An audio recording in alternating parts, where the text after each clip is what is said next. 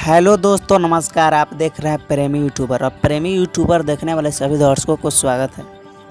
बता दें कि कल यानी 18 मई को हमारे गायक अभिनेता प्रमोद प्रेमी यादव जी का एक बहुत ही सुंदर लोकगीत आप लोगों को एंटरटेनमेंट करने के लिए रिलीज हो रहा है।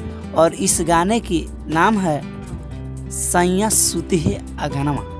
और बता दें कि इस गाने को लिखे हैं कृष्णा बेदर्दी जी और म्यूजिक डायरेक्टर आर्या शर्मा जी।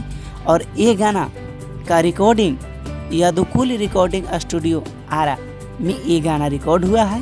और कल यानी 18 मई को सुबह सुबह 5:45 में यसी फिल्म पर ये गाना ऑडियो सॉन्ग रिलीज हो रहा है।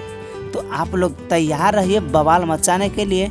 और एक और ज़रूरी बात आप लोगों को बता दें कि इस गाने को प्रमोद प्रेमी यादव जी ने बहुत ही नए अंदाज में गाया है। और एक गाना नए अंदाज में ही है। और बस आप लोग तैयार रहिए।